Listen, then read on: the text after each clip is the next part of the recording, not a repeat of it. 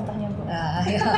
Ya jadi udah tadi kan saya katakan gerak dan juga pola makan. Nah ini makannya juga mungkin kurang sesuai, terus geraknya mana lagi? Ya, ini makanya perhatian pada remaja ini lebih ditekankan. Ini kita sepakat sekali dengan tema Hari Gizi kali ini. Hari Gizi itu. Juga pemerintah sudah mulai lebih memperhatikan kenapa itu bisa terjadi, jadi lebih ke arah mempersiapkannya. Mempersiapkannya. Nah, persiapannya tentu tahapannya mungkin kalau dihitung mundur bisa hamil. Assalamualaikum Healthy People, kembali lagi dan lagi di Nutri Podcast by UTT Laboratorium Gizi bersama saya Riri.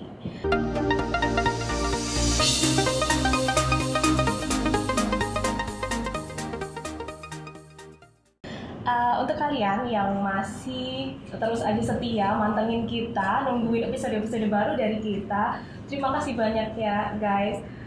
Kita tuh jadi lebih semangat gitu loh bikin video-video untuk kalian. Dan sebelum kita masuk membahas lebih lanjut, jangan lupa jempolnya, jangan lupa like, comment, subscribe, dan nyalakan juga loncengnya supaya kalau ada video baru dari kita kalian langsung notice nih di handphone, wow, Nutri Podcast udah tayang gitu. Di sini saya nggak hanya sendiri, sudah hadir bersama saya narasumber yang tiap hari kalau ke kantor nih tampil prima banget gitu ya. Siapa lagi kalau bukan Kepala UPT Laboratorium Gizi Ibu Dr. Insinyur Luki Mundiastuti. Ibu Luki, assalamualaikum. Waalaikumsalam warahmatullahi wabarakatuh. Makasih bisa dihadirkan ke sini. Terima sekali. Iya. Ibu, hari ini gimana kabarnya, sehat? Alhamdulillah ya Bu. Alhamdulillah sehat segar. Di era pandemi ini kita kayaknya harus ekstra jakon ya Bu, jaga kondisi gitu ya. Harus tuh. Jangan lupa prokesnya juga nih. Makanya nih kita di podcast kali ini kita juga menerapkan prokes, kita tetap pakai masker gitu ya Bu ya, dan jaga jarak tentunya. Oh iya Bu, tanggal 25 kemarin, 25 Januari kemarin, kayaknya ada yang spesial gitu, apa ya? Teman-teman di rumah Healthy People ada yang tahu nggak kira-kira? Atau teman-teman di studio nih, ada yang tahu nggak kira-kira? Apa nih? Iya, Hari Gizi Nasional. Mungkin boleh kita ucapkan juga ya Bu ya, selamat Hari Gizi Nasional yang ke-61. 61. Remaja sehat bebas anemia. Nah Bu, saya pengen tahu dulu nih ya, gimana sih Bu kondisi gizi di Indonesia khususnya dari kacamata seorang Ibu Luki Mundiastuti? Ya, oke ya, terima kasih Mbak Riri ya. Jadi tepat sekali ya, ini kemarin adalah Hari Gizi ya, ke-61 dan saya kira temanya udah tepat sekali ya. Jadi kalau permasalahan gizi ya di kita di Indonesia saat ini, mungkin semuanya juga sudah tahu bahwa berdasarkan data Riskesdas tahun 2018 itu bahwa kasus stunting kita di Indonesia masih cukup tinggi, yaitu 30,8%.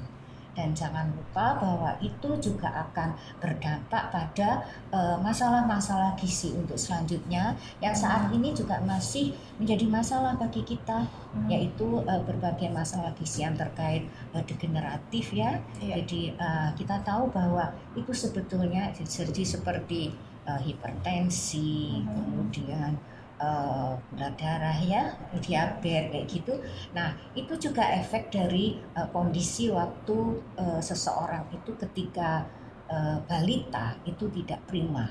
Nah, stunting adalah kondisi yang tidak prima dari seorang balita. Nah, kita khawatir itu nanti akan terjadi permasalahan degeneratif itu tadi, dan tentu ini akan menurunkan produktivitas kita, dan yang pada akhirnya ya sumber daya manusia kita kualitasnya ya jadi kurang bisa bersaing dengan negara-negara lain. Kemana-mana ya sebenarnya. Dan angka-angka yang Ibu sebutkan tadi sebenarnya kalau kita nggak kasih perhatian khusus nih, kita nggak peduli, bisa bertambah juga gitu ya. Ya betul. Jadi kita mungkin bermula dari stunting itu.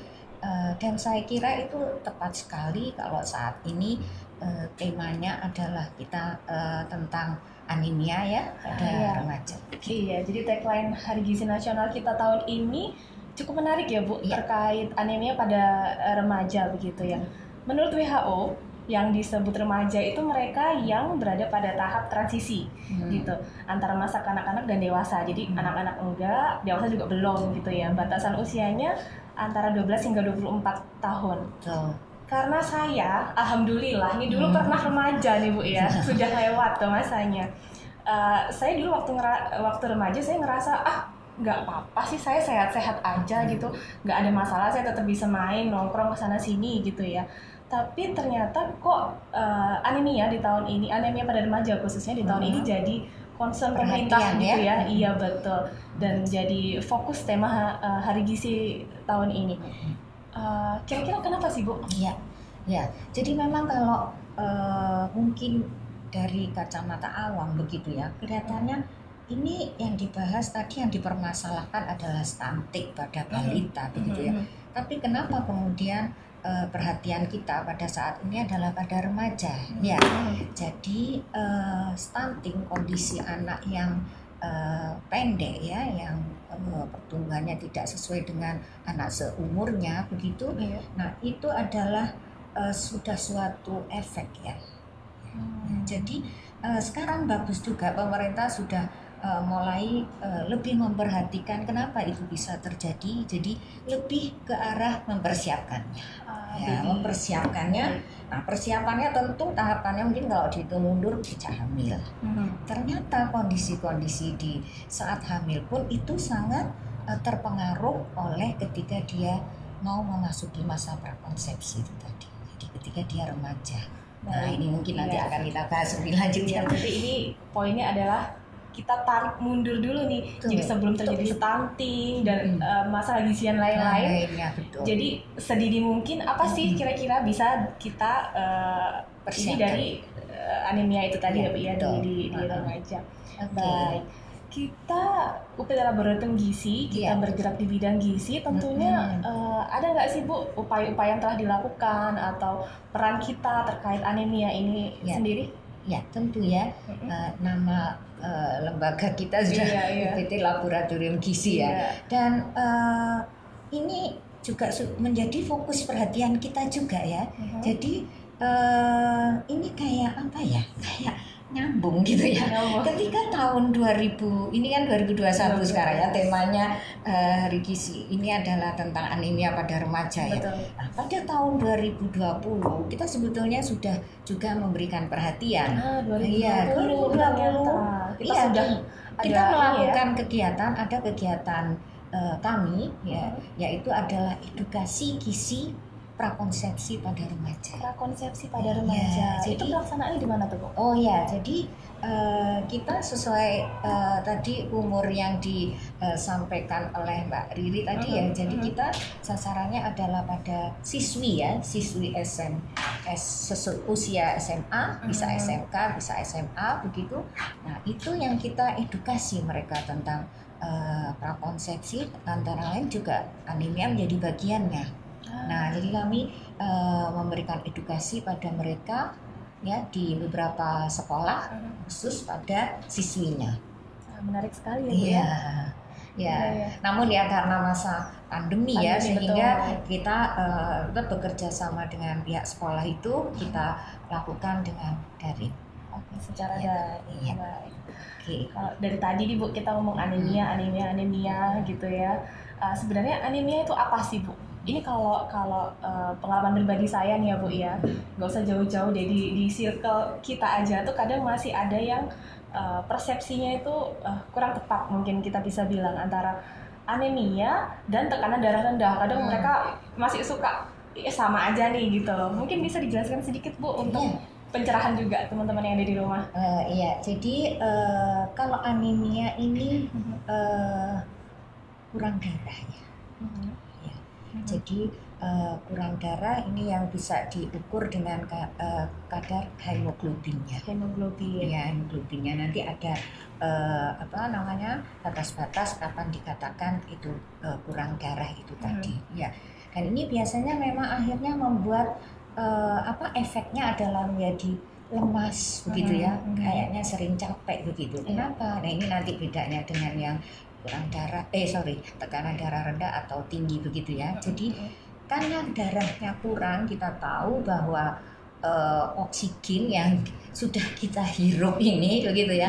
Nah itu untuk kemudian sampai kepada organ-organ yang membutuhkan itu kan dibawa oleh darah. Betul. Dibawa oleh darah. Nah kita udah bisa menghirup dengan bebas gitu ya. Tetapi kalau pembawanya itu kurang gitu ya, sehingga kebutuhan oksigen di tubuh kita ini akhirnya kurang terpenuhi. Ya, jadi itu akhirnya kalau kita ditutup hidung begini ya, kan berarti kurang oksigen, itu kan lemas. Nah, jadi sebetulnya begitulah yang terjadi di tubuh kita ketika kita kurang darah dan akhirnya kurang oksigen itu tadi. Ya. Nah, sedangkan kalau tekanan darah, nah itu memang terkait dengan pemompaan dari jantung kita. Nah, itu beda. Ya, bisa mungkin darahnya nggak kurang, tetapi karena ada gangguan pada pemompaan itu tadi sehingga kemudian dia menjadi darahnya tekanannya rendah. Jadi terkait tekanan bukan jumlah. Ya, jadi healthy people yang ada di rumah dimanapun berada, semoga dari penjelasan Bu Luki yang sudah sangat jelas ini bisa jadi pencerahan gitu ya buat kita semua. Oh ternyata antara anemia dan tekanan darah rendah itu beda ya Bu ya, gitu. Iya, terus kita balik lagi nih Bu ke remaja-remaja. Kira-kira kenapa sih Bu kok anemia pada remaja itu bisa terjadi? Apa penyebabnya kira-kira apa? Ya, sebetulnya itu bisa terjadi pada siapapun ya, karena memang untuk anemia yang terkait dengan hemoglobin, kemudian jumlah darah kita itu ada beberapa penyebabnya ya. Yang paling berpengaruh itu adalah pola makan kita, ya. Kemudian juga olahraga begitu ya. Nah pola makan ini biasanya ini adalah memang agak banyak terjadi permasalahan gitu ya. Ini di remaja sebagai apa ya? Peralihan gitu ya, dari yang dia tadinya itu mungkin masih agak ada diatur oleh orang tua begitu ya, terus kemudian dia sekarang sudah mulai mempunyai kayak kewenangan pada dirinya sendiri, sudah ada uang saku yang mungkin agak karena sudah seusia SMA harus ada transport, harus ada ini, dia mungkin agak memegang dan sudah barangkali juga sudah ada keleluasaan untuk memanage uang sakunya ya. Nah ini kemudian dia ini yang harus diarahkan, sedangkan macam-macam makanan yang macam makanan di sekeliling dia, apalagi sekarang ini bermacam-macam sekali dan dia punya keleluasaan untuk memilih. Nah kalau ini kurang tepat bisa jadi itu nanti akan menjadikan dia anemia. Dan selain itu dikhawatirkan juga kalau itu sudah menjadi pola dia ya sejak awal, dikhawatirkan itu akan terbawa terus ketika dia nanti dewasa kayak gitu. Nah inilah makanya pemahaman sejak dari remaja ini sangat perlu. Ya, jadi begitu Mbak. Apalagi mungkin remaja zaman sekarang ini merupakan remaja yang bisa dibilang istilahnya tuh Bu, zaman sekarang tuh mereka yang generasi Z gitu Bu ya, Gen Z gitu ya. Yang mereka yang lahir sudah di sekarang tuh era informasi serba mudah. Mereka yang udah berada di internet serba mudah gitu ya. Mungkin apa yang mereka bisa lihat di Instagram, makanan apa itu bisa mempengaruhi pola mereka ya, pola makan mereka ya. Apalagi udah nggak usah pakai keluar, harusnya jalan ke sana mungkin. Ini yang datang makanannya, tinggal angkat HP ya. Saya ini contohnya Bu. Ya jadi udah tadi kan saya katakan gerak dan juga pola makan. Nah ini makannya juga mungkin kurang sesuai, terus geraknya mana lagi? Ya, ini makanya perhatian pada remaja ini lebih ditekankan. Ini kita sepakat sekali dengan tema Hari Gizi kali ini. Hari Gizi itu. Iya. Terus mungkin menstruasi berpengaruh ya Bu ya? Betul sekali. Kalau untuk remaja putri pada Ya. kan itu siklus bulanan selalu Betul. keluar darah. Ya, jadi Gimana itu tuh, Bu? tadi betul, kita masih ngomong tadi remaja yang bisa di dalamnya ada laki-laki perempuan gitu ya. Iya. Nah, betul sekali. Jadi memang beda antara laki-laki dan perempuan, dan kecenderungan atau prevalensi anemia pada perempuan ya remaja putri memang lebih tinggi daripada laki-laki. Lebih tinggi Ya. remaja Walaupun putri. sebetulnya kalau kan kita bicara tadi kadar HB begitu ya, cut off point untuk dikatakan anemia atau tidak itu sebetulnya untuk perempuan sudah lebih rendah daripada laki-laki. Ya, perempuan mungkin 12, laki-laki 13 gitu ya. Jadi sudah beda, tetapi karena kita menstruasi tiap bulan ya, teman-teman mungkin bisa ya, yang laki-laki nggak tahu ya jadi bagaimana. Kadang-kadang itu sebetulnya saya yakin dirasakan loh gitu ya, agak pusing ya lah. Itu sebetulnya kalau misalnya coba kaitkan dengan pola makannya atau mungkin sesekali dicek kadar HB-nya, itu tentu ada korelasinya. Nah, tapi kadang itu yang nggak terpikir sama remaja sekarang ya Bu. Iya. Terus ya mungkin tingkat kejadian di remaja putri lebih besar ya Bu. Tapi bukan berarti remaja pria bisa enak-enakan santai-santai. Aku nggak mens kok. Aku kayaknya nggak anemia deh gitu ya. Itu gimana Bu? Betul. Jadi laki-laki pun juga harus waspada ya. Karena tadi kan udah kita bahas bahwa HB-nya memang lebih cut off point-nya lebih tinggi daripada perempuan ya. Dan satu lagi, sebetulnya kita ini tiap harinya kehilangan kita mungkin belum bahas bahwa HB ya, kemudian di dalam darah bagaimana untuk bisa kita nggak kurang darah atau enggak. Itu produksi darah kita salah satunya adalah tergantung pada satu mineral yang disebut zat besi atau Fe. Ya, zat besi atau Fe. Nah, ini sebetulnya kita sehari-hari begini ini kehilangan loh zat besi itu. Nah, ini kalau nggak kita support dengan makanan yang bagus, nanti hilang kita nggak terasa. Nah, sebetulnya kalau kita kaitkan antara gender tadi ya, laki-laki dan perempuan, pada pria itu udah diatur ya sedemikian rupa.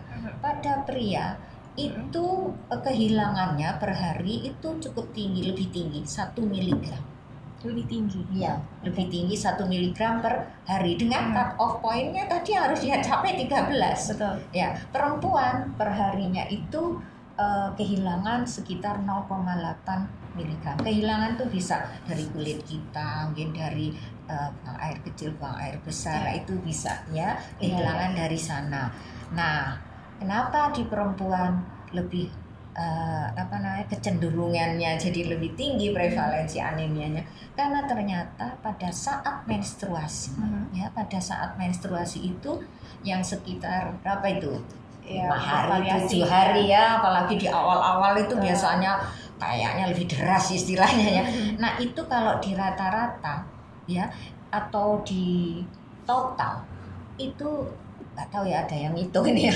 Itu per bulan kita bisa kehilangan darah sekitar 43 cc loh. 43 cc. 43 cc kehilangan darahnya segitu. Nah, itu sebetulnya kita bisa ya, itu artinya kalau dihitung itu sekitar 0,5 sampai 2 miligram per hari. Kalau mau direntangkan dalam satu bulan itu antara 0,5 sampai 2 miligram per hari. Sehingga total perempuan itu kalau ditambah tadi yang sehari-harinya 0,8, perempuan itu 2,8 miligram per hari. Laki-laki tadi berapa? 1. Perempuan 2,8. Nah, oleh karena itu perhatian yang lebih memang pada perempuan, remaja putri. Nah, gitu Mbak Riri. Iya. Lalu untuk dampaknya sendiri nih Bu, dampaknya apabila terjadi anemia pada remaja itu seperti apa? Ya, yang jelas mungkin dia kurang produktivitasnya, kayak gitu. Akhirnya kayaknya lemas, sering lemas, mungkin belajarnya ya kemudian mungkin ya belajar segala macam itu akhirnya kurang. Belajar tuh nggak hanya persoalan di sekolah ya, tapi mungkin persoalan belajar bagaimana nanti dia mempersiapkan ke depannya, bagaimana belajar mempunyai barangkali ya anak, nah itu juga akan terpengaruh. Jadi emang penting sekali ya Bu. Ya, karena itu tadi di otak pun akhirnya darah yang harusnya mengalir ke sana kalau kurang oksigen ke otaknya jadi kurang juga. Betul. Jadi efeknya kemana-mana. Nah, Healthy People cukup menarik ya, cukup dalam loh Bu pembahasan gitu ya. kita hari ini tentang anemia. Gak hanya sampai di sini aja, nanti kan podcast kami di episode berikutnya yang mungkin nanti akan berfokus tentang bagaimana cara mengatasi anemia, kaitannya dengan pengaturan makanan beserta pengaplikasiannya. Untuk itu tunggu ya lanjutannya.